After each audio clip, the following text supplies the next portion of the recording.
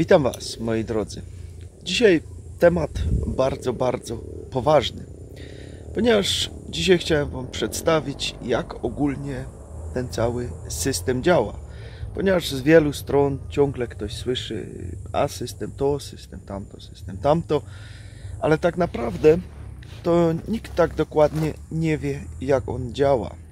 Dzisiaj Wam to troszeczkę przybliżę, ponieważ to jest chyba jedyna możliwość, żeby takie rzeczy przerwać, kiedy po prostu ludzie są świadomi tego, co się wokół nich dzieje.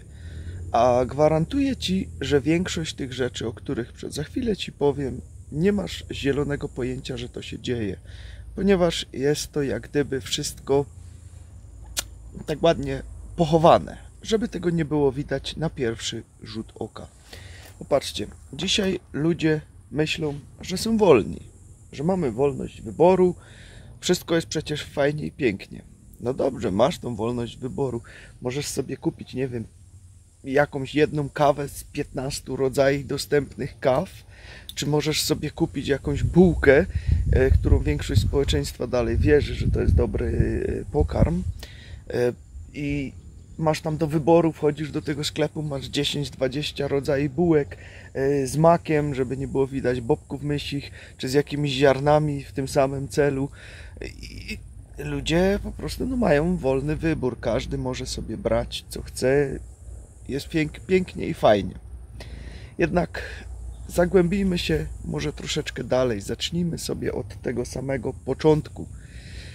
Zostaw oczywiście palucha do góry lub na dół, jak Ci się to nie podoba, to już wedle Twojego uznania. Zostaw jakiś komentarz po sobie, dzięki temu pomożesz nam również rozwijać ten kanał i ten film pójdzie dalej, a Ciebie to nic nie kosztuje. Moi drodzy, zaczęło się to już w sumie jakiś czas temu, ileś 10 lat, choć to trwa już długo, bo trwa to już od momentu wprowadzenia tego systemu finansowego, wiecie, z podatkami i tak dalej, ale takie większe kroki poczyniono ileś tam lat temu, kiedy to zaczął się popularny feminizm. Tak, kobiety chciały przejmować obowiązki mężczyzn, też dużo takich rzeczy się właśnie podziało, wiecie, były tam specjalne ruchy, były nawet jakieś protesty, tego typu rzeczy, żeby było to całkowite tak zwane równouprawnienie.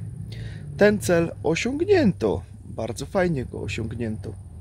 Jednak teraz przeczytam Ci cytat Nicolasa Rockefellera właśnie dotyczący tego tematu. A więc tak, cytat brzmi tak: feminizm to nasz wynalazek. Dzięki temu druga połowa społeczeństwa płaci też podatki. Bo wiecie, wcześniej kobiety nie płaciły podatków, ponieważ siedziały w domu i opiekowały się dziećmi, przygotowywały pożywienie dla mężczyzny i tak dalej, sprzątały, nie wiadomo co jeszcze. Oraz udało nam się rozbić tradycyjną rodzinę. Dzięki temu udało uzyskać nam się kontrolę nad dziećmi. Przyszła generacja. To jest bardzo ważny punkt w tym momencie, że udało im się uzyskać kontrolę nad dziećmi. Kontrolujemy je naszymi mediami i już wcześniej mają wpajany nasz przekaz. I rodziny już nie mają na to wpływu. Dzięki temu stworzyliśmy zepsutą populację z egoistów, którzy pracują dla kariery, konsumują i są posłuszni. I jeszcze są z tego zadowoleni. A to tylko dlatego, że udało nam się napuścić kobiety na mężczyzn. Moi drodzy, te słowa, ten cytat, który tutaj wyszedł, mówi samo w sobie. Jest to sztuczny twór, który miał na celu właśnie rozbicie rodzin. Bo co się dzieje? Dzisiaj mama pracuje, tata pracuje, przeważnie dziadek, babcia jeszcze też pracuje, bo takie mamy czasy, że jeszcze sobie muszą dorabiać. Nikt nie ma czasu. Oczywiście dzieci są, bo się pojawiają, choć wielu ludziom już wpojono, żeby dzieci nie produkować i chronić planetę, chronić klimat. To się też dzieje, ponieważ populacja się kurczy ze wszystkich stron. No i co? I rzeczywiście te dzieci są już teraz od młodych lat oddawane do jakichś żłobków, do jakichś przedszkoli, nie wiem nawet jak się te twory wszystkie nazywają, ale są już od młodych lat. Nie mają praktycznie że kontaktu z rodzicami. Gdzieś tam wieczorem może tego, jak są odbierane z tych miejsc, to mają tam jakiś krótki kontakt właśnie z rodziną, ale przeważnie mama, tata są bardzo zmęczeni, czy chcą jeszcze troszeczkę czasu dla siebie, więc posadzą dziecko przed telewizorek, jakąś tam bajeczkę, niech sobie tam ogląda, gdzie mamy przekaz podprogowy, bardzo często występuje coś takiego. Są to pewne sceny, które już Ci z góry coś pokazują. My ich jako ludzie nawet praktycznie, że nie odbieramy tak świadomie, ale one działają w naszej podświadomości. Jest to bardzo mocna technika, nawet bym powiedział manipulacyjna tutaj, która też już pewne zachowania wpaja nam do głowy.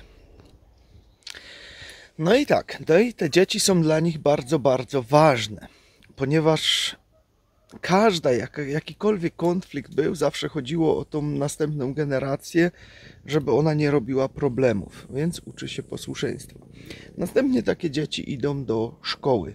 I oczywiście mamy cały plan edukacyjny, który również jest wyselekcjonowany. Są tam pominięte pewne wydarzenia, wiecie, to się cały czas zmienia, non-stop coś tam, jakieś konfiguracje w tym są robione, ale mamy jeszcze ten tak zwany niewidzialny plan nauki. Ten niewidzialny plan nauki jest bardzo ważny. Pewien Amerykanin to dawno temu już rozgryzł, jak ten cały system w tym działa. I teraz Ci go przedstawię, więc słuchaj uważnie, bo on się tyczy też i Ciebie, bo Ty też w tym kiedyś uczestniczyłeś. Pierwszy punkt to jest po prostu nie ma większego sensu. Wiecie, wszechświat powstał z jakiegoś tam pyłu, wszystko się skuliło do kupy, planety też tam z tego powstały, się pozlepiały. To, że my tutaj jesteśmy, to jest taki jeden wielki przypadek, no w sumie wygrana w lotto, że my tutaj akurat jesteśmy. Nie ma ogólnie większego sensu. To już jest Ci praktycznie od samego początku wpajane. Następnie masz strukturę. Masz klasę pod Tobą, masz klasę nad Tobą, czyli są już jakieś struktury. Ci są już ciut lepsi, ci są ciut gorsi, bo wiecie, no tutaj klasy idą do góry, trzeba się uczyć. Rywalizacja. Jest wpajana Ci rywalizacja, że masz rywalizować o punkty, no oceny w tym wypadku. Jak najlepsze oceny. Również rywalizacja o bycie tak zwanym pupilkiem nauczyciela, jak to się to kiedyś mówiło, że tam wiecie, no u tego nauczyciela możesz sobie na więcej pozwolić, bo on Cię tam lubi, u tego mniej. To jest właśnie już Ci wpajane od samego początku. Następnie mamy system przerw, który jest przecież w szkole, wiecie. Mamy naukę jakiejś tam lekcji, trwa tam chyba 45 minut, nie pamiętam już, dawno temu to było, kiedy tam chodziłem. No i wchodzisz w jakiś temat, nie? Oczywiście niektóre tematy w ogóle człowieka nie kręcą, ale były takie rzeczy, które rzeczywiście były fajne, interesujące i tam wchodzisz w ten temat, zaczynasz się tego uczyć, wszystkiego sprawia Ci to tu tam jakąś przyjemność, cieszysz się z tego i co nagle, dzwonek, koniec, wszyscy się zbierają, masz tam 5, 10, 15 minut przerwy i wchodzisz w całkiem inną rzecz, w całkiem inny temat. Nie masz tego czasu, który jest Ci dany, żebyś to mógł zrozumieć wszystko i powiedzieć, a czekaj, ja to kapuję, nie jestem głupi, już wiem o co chodzi. Nie, ponieważ jesteś wyrywany z danego miejsca i znowu do następnego przedmiotu. I to się powtarza, i to się powtarza. Co to uczy? To uczy od tego, że masz pracować od dzwonka do dzwonka, czy przesiedzieć, przeklepać tam ten czas, od dzwonka do dzwonka do dzwonka, aż w końcu będzie ostatni dzwonek i masz wolne. To już Cię przygotowuje na dalsze życie, kiedy będziesz szedł do pracy, będziesz tam tyrać, czy ona Ci się podoba, czy Ci się nie podoba. Musisz tam przesiedzieć te 8, 10, 12 godzin i wiesz, że tam będzie w końcu ten dzwonek i będziesz wolny i będziesz mógł iść do domu. To już Cię od dziecka po prostu uczy tego. Później mamy system emocjonalny i intelektualny. Tak, to też jest dość skomplikowane, ale wiecie, tutaj o wszystko musisz prosić. Jesteś już uczony, że musisz o to prosić. Chcesz coś zapytać? Palec do góry, musisz czekać, aż będziesz mógł poprosić. Będziesz chcieć wyjść gdzieś tam, na przykład do toalety, znowu musisz o to prosić. To cię przygotowuje już na przyszłość. Kiedy będziesz chcieć na przykład, nie wiem, wykopać sobie stawek w ogrodzie, będziesz musieć złożyć o to podanie. Będziesz chciał zrobić to, będziesz musieć złożyć o to podanie w urzędzie. Wiecie, to są takie rzeczy, o których się nie myśli po prostu, ale to cię już na to przygotowuje, że po prostu no, o wszystko będziesz musieć kogoś wyżej prosić, o kogoś z większym autorytetem, że nie będziesz mógł podejmować sobie o tak samodzielnie swoich decyzji, tylko o wszystko będziesz musieć już prosić. Czy możesz to zrobić, składać podania i tak dalej, i tak dalej. To już jest właśnie tutaj ten początek tego, żeby cię tego nauczyć, żeby cię nauczyć być posłusznym niewolnikiem. O, może tak to nazwijmy. Później oczywiście mamy jeszcze system ulubieńców i system nieulubieńców. Jak to z każdej strony było, wiecie, tutaj mamy: a ty jesteś mądry, ty jesteś dobry, ty jesteś super, a ty jesteś głupi. To bardzo często się słyszało w szkołach. Wiecie, był ten tak zwany prymus i byli ci tak zwani nieuki, którzy mieli iść kopać rowy. To się już od początku zawsze wpaja. Oczywiście rodzice w tym sukcesywnie uczestniczą, mówiąc: no jak się nie będziesz uczyć, to będziesz szedł i będziesz kopać rowy. Pewnie nie jeden z was to słyszał, może niektórzy z was nawet tego dalej używają. To jest również tutaj już od dziecka wpajane i to ma bardzo, bardzo złe konsekwencje później na dzieci, ponieważ takie dziecko z góry już wychodzi z założenia, że jest nic nie warte, jeżeli nic nie osiąga. Później mamy jeszcze podział na grupy. Wiecie, ci mają zainteresowania takie, no to ci się tam robią w grupki w tych szkołach, ci mają takie zainteresowania, robią się w grupki, a ktoś, kto ma całkiem inne zainteresowania, pozostaje tak zwany sam jak palec i ma już praktycznie, że od początku wpajane, że będzie wyrzutkiem społeczeństwa, którego nikt nie zaakceptuje. Oczywiście po szkole mamy całkiem jeszcze inne rzeczy, które weszły tutaj w grę, a mianowicie tak zwane social media. Moi drodzy, popatrzcie, kto dziś jest idolem młodzieży. Kto jest takim, wiecie, super mega influencerem, kto ma tam mega masę wyświetleń, co ten ktoś robi za rzeczy. Przeważnie są to jakieś totalne rzeczy, które z mojej generacji ludziom wydaje się: wow, w jakim świecie ja tutaj teraz jestem. Jak to można w ogóle oglądać, jak można na to tracić czas? Ale to są idole dzisiejszej młodzieży, to są tak zwane fałszywi idole, fałszywe przykłady, które są podawane ludziom. Są nawet i tacy, którzy udają jakichś tam milionerów, wypożyczają jakieś drogie samochody, pokazują je, mówią, że są ich, czy jakieś tam wypożyczają jakieś wille, pokazują, że to jest ich, że tak dobrze im się powodzi, a tak naprawdę wcale tak nie jest. I to są właśnie takie fałszywe ideologie, które również są wprowadzane, bo mają ci na celu pokazać: hej, czekaj, ty to też możesz osiągnąć. Jeżeli będziesz grzecznie i posłusznie tutaj pracować, to może ci się uda też coś takiego osiągnąć. Ale jeżeli będziesz szedł swoimi drogami, no to pójdziesz kopać rowy. Tak standardowo, nie? Po tym wszystkim oczywiście wchodzisz do normalnego tak zwanego życia, gdzie jesteś uśmiechnięty, chodzisz do swojej pracy, pracujesz. Dlaczego? Ponieważ uzależnił cię system finansowy. Wpadłeś w te płacenie, że musisz za to zapłacić, musisz za to zapłacić, tu musisz tyle i tego zapłacić. Nie ma się z tego za bardzo jak wyrwać niestety. Ponieważ wielu ludzi chciałoby robić inne rzeczy, chciałoby inaczej żyć, ale nie potrafi się z tego koła wyrwać. To już zostało dawno, dawno temu wprowadzone. Obecnie doszło jeszcze coś całkiem nowego, ponieważ teraz kobiety zostały bardziej, jakby to powiedzieć delikatnie, obsunięte w poziomie na dół, co się wpaja ogólnie ludziom, co mamy tutaj teraz też to obserwujemy. Jest masa takich właśnie wystrzał, jak gdyby filmów dla dorosłych i kobieta to jest bardziej, została zdegradowana na taki obiekt pożądania tylko i wyłącznie. Do tego stopnia doszło. Po tym jak przejęła obowiązki mężczyzny, teraz po prostu została zdegradowana do takiego stopnia. I mamy masę kobiet takich, które się po prostu prezentują na social mediach. A patrz, jaka ty jestem piękna, to tego, tam jakie mam ubrania, co noszę.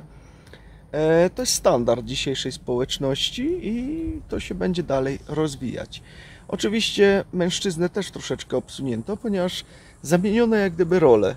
Dzisiaj mężczyźni wykonują zadania, które kiedyś robiły kobiety. Do tego doszło, że dzisiaj po prostu mężczyzna gotuje, robi pranie, sprząta i tak dalej, i tak dalej. Ja nie mam nic do tego, bo ja to sam robię. Ja to robię, bo akurat mi to odpowiada, że to zrobić i wolę ja to zrobić, niż żeby żona miała zepsuć pralkę. Bo jej po prostu te aparaty elektryczne nie służą i co weźmie w ręce, to zaraz bardzo szybko się podda, więc wolę ja to zrobić i mi to nie przeszkadza. Ja to mam z tego przyjemność, że ja to zrobię, jest fajnie. Ale tutaj jest to niestety, ale poważny problem, te zamiany tych ról, które wystąpiły. Oczywiście później mamy jeszcze takie inne grupy rozwojowe, które też powstały i wpaja się to już dzieciom od młodego, że to jest normalne. Tutaj może powiem tylko teraz to otwarcie tych igrzysk. Gdzie to było? We Francji czy gdzieś? Co tam zrobili, co tam pokazali, jak ci ludzie byli ubrani, może tyle powiem. Domyślcie się sami, o co chodzi. Bo to nie jest ok, żeby to wpajać już dzieciom od samego początku, że to jest normalne. A to się robi. To się robi. Później ludzie się pytają, ale kto jest tym złym? Kto to wszystko robi? No, wiecie, kiedyś w bajkach zło było prezentowane, jaka tam czarownica, taka zgarbiona, że ona była zła, zaraz coś ci zrobi. Nie, dzisiaj zło wygląda troszeczkę inaczej. Dzisiaj zło jest eleganckie, nosi dobre garnitury, ładnie się ubiera, dobrze się prezentuje, bardzo ładnie mówi w różnych przemówieniach w telewizji. Tak dzisiaj wygląda prawdziwe zło, które się naprawdę dobrze usytuowało i się zakamuflowało. I większość ludzi tego nie widzi. Dodatkowym problemem jest to, że ludzie bardzo często to, co usłyszą, powtarzają dalej jak papugi.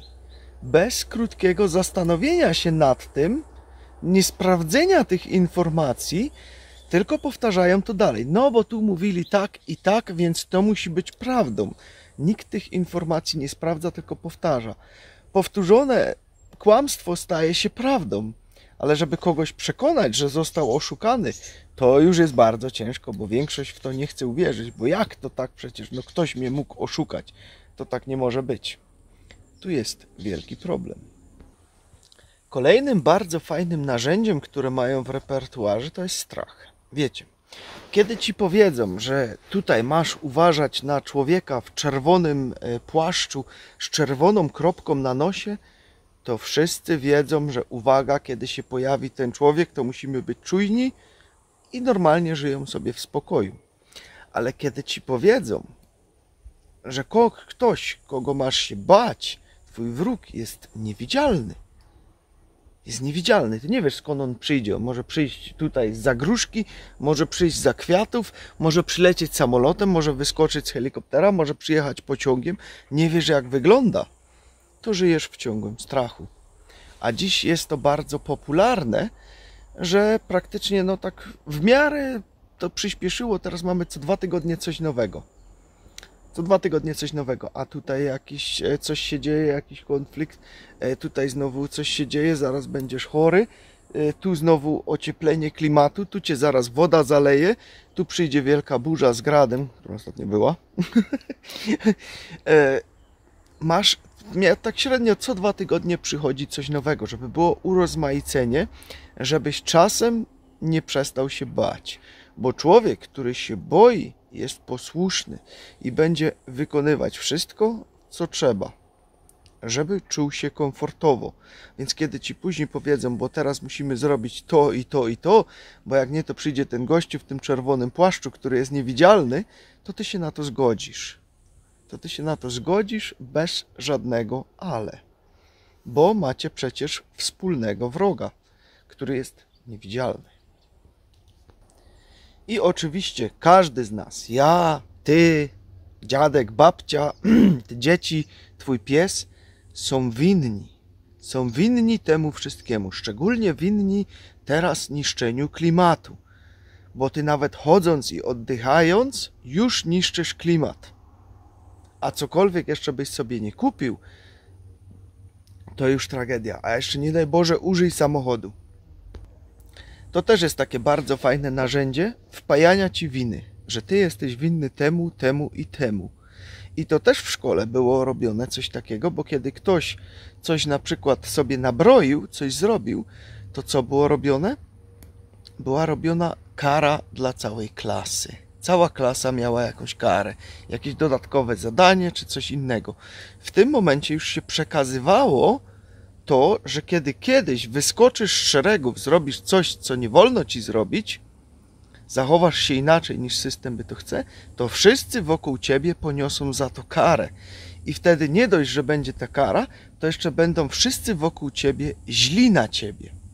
To jest bardzo perfidne narzędzie i działa bardzo dobrze na wielu ludzi, bo nikt nie chce przecież być wyłączony ze społeczeństwa i chce być wyrzutkiem społeczeństwa. I dziś powstało nawet na to bardzo fajne słowo, które jest nagminnie używane ze wszystkich stron. Jesteś nietolerancyjny. Kiedy coś ci się nie podoba, coś ci nie smakuje, coś nie jest z twoim własnym prawem ok, to jesteś nietolerancyjny. Wcześniej było mówione, że jesteś tam jakimś spiskowym teoretykiem, że jakieś teorie spiskowe, że nosisz aluminiową czapeczkę, tego typu rzeczy. Dziś przechodzi się powoli na nietolerancyjność. Oczywiście to słowo teorie spiskowe dalej istnieje i ma się świetnie. Tym słowem jest też każdy określany, który jakieś tam inne poglądy głosi, ponieważ to słowo też zostało po to stworzone.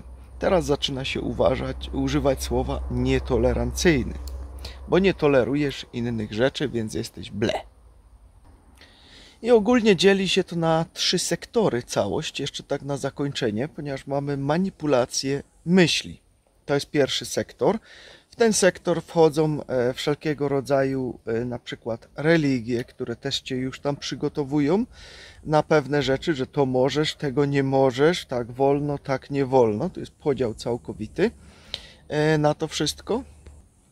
Później mamy do tego jeszcze materializm, czyli wiecie, tu to, bo sobie na to pozwolisz, to będziesz mieć, tu będziesz na wyższym poziomie, bo to masz, niż cała reszta, więc tutaj mamy kolejny, to jest ten materializm, który odgrywa bardzo dużą rolę w społeczeństwie niestety, co obserwuję już od wielu, wielu lat.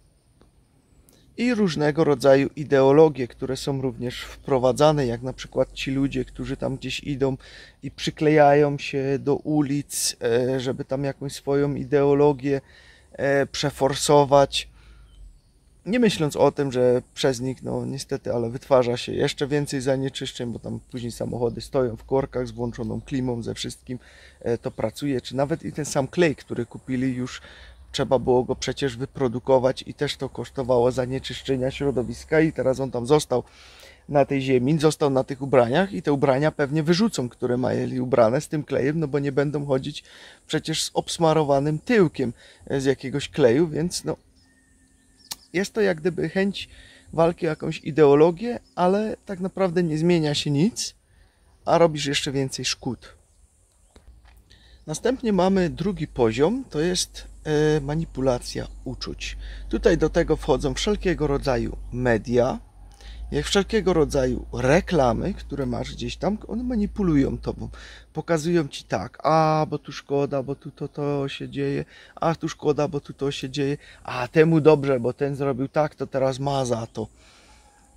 Muzyka i filmy, gdzie tam często pokazują jakiegoś superherosa, który tam cały świat ratuje w pojedynkę.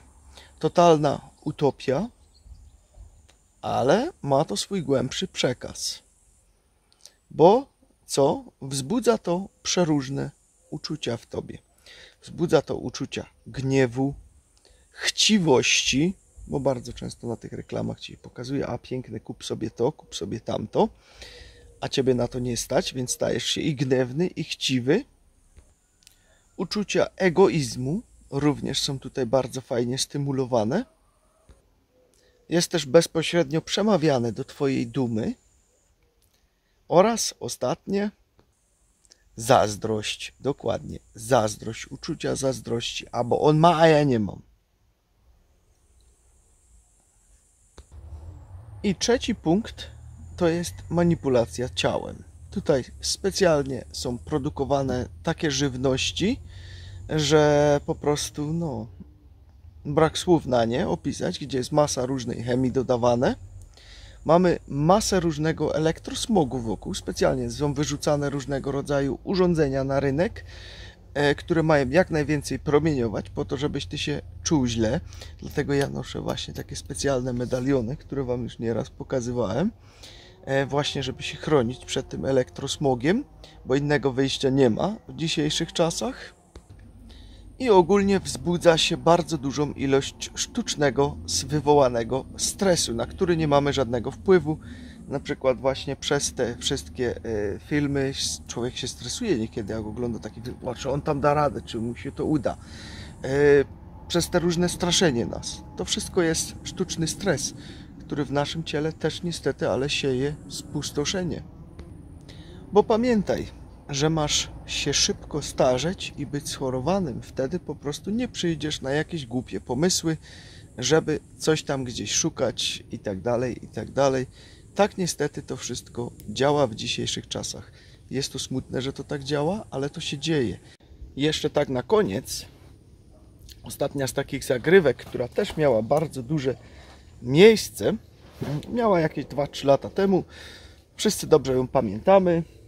I miała na celu, żeby ci pokazać, żeby cię powoli nauczyć kolejnego etapu, że masz iść, zrobić co do ciebie należy, zapłacić ładnie podatki za to, kupić sobie za resztki coś do zjedzenia, wrócić do domu i siedzieć w domu.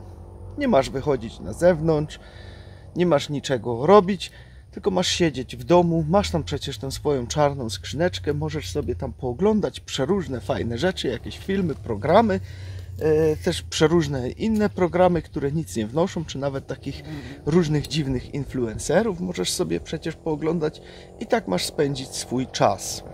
To była taka bardzo fajna, perfidna zagrywka, która się będzie powtarzać. Wspomnijcie moje słowa, że to się będzie powtarzać. To nie było pierwszy i ostatni raz, bo to trzeba wprowadzać powoli, żeby się społeczeństwo do tego przyzwyczaiło. Dają ci chwileczkę odsapnąć i za chwilę ta sytuacja będzie miała znowu miejsce. Aż się w końcu ludzie nauczą, że przecież w domu jest fajnie. Fajnie się żyje. Królikowi też się fajnie żyje w klatce. Dostaje jedzenie, dostaje picie, posprząta się po nim i bardzo fajnie mu się żyje w takiej klatce. Co nie? No. A że później ktoś go zje, no to już jest inna bajka. Ale ogólnie żyje mu się dobrze, bo przecież nie musi nic robić. Pomyślcie sami. Także, tak to wygląda, moi drodzy. Jedyną rzeczą, która nam pozostaje, to być świadomym tego, nie uczestniczyć w tym i uświadamiać dalej. Bo tylko i wyłącznie, kiedy więcej ludzi będzie z tego świadomym, jest szansa, że coś się zmieni. Ponieważ pamiętajcie, my nie potrzebujemy tego systemu, ale ten system potrzebuje nas. I kiedy my wszyscy przestaniemy w tym uczestniczyć, to padnie. To nie ma najmniejszych szans bez nas. Nam on jest do niczego niepotrzebny, bo my będziemy dalej żyli. Ale niestety ten system potrzebuje nas. I dlatego od małego dziecka już się kształci ludzi po to, żeby mogli w tym systemie funkcjonować. Tak to niestety dzisiaj funkcjonuje. Dobra, mam nadzieję, że coś z tego wyniosłeś, że troszeczkę ci udało mi się otworzyć oczy, bo wiecie, to jest dalej jeszcze wierzchołek góry lodowej. To by się można było zagłębiać jeszcze jeszcze troszeczkę. Ale takie najważniejsze punkty sobie przelecieliśmy dzisiaj tutaj między tym. Udostępnij dalej. Tak jak mówię, zostaw palucha do góry czy na dół. Zostaw jakiś komentarz po sobie. Będzie nam miło. Może napisz, jak ty to widzisz. Może chcesz się podzielić jeszcze innymi doświadczeniami, które też zauważyłeś, żeby też innych uświadamiać. Droga wolna, śmiało wpisuj w komentarze. Ja wam życzę wszystkim miłego dzionka. Na koniec tylko przypomnę o konkursie, który za niedługo będzie się kończył. Wszystkie produkty, które biorą w nim udział, macie zalinkowane w opisie tego filmu. To jest sklepem, z którym my współpracujemy, rzeczy, z których korzystamy już od lat. I kupując cokolwiek w tym sklepie, możesz sobie wpisać teraz właśnie konkurs szamanem w uwagach do zamówienia. Są tam właśnie też i te specjalne absorbery, które tutaj noszę, które właśnie zabezpieczają przed elektrosmogiem. Tam też je możesz kupić w tym sklepie. I do 24 sierpnia zostaw nam tutaj komentarz, jakikolwiek historię z danym produktem, który kupiłeś, a my będziemy wybierać później jakąś najciekawszą historię i ten ktoś z tej historii otrzyma bon na 6000 zł do tego sklepu, będzie mógł tam sobie kupić co tylko będzie chciał w tym sklepie. Także tyle na dziś, trzymajcie się.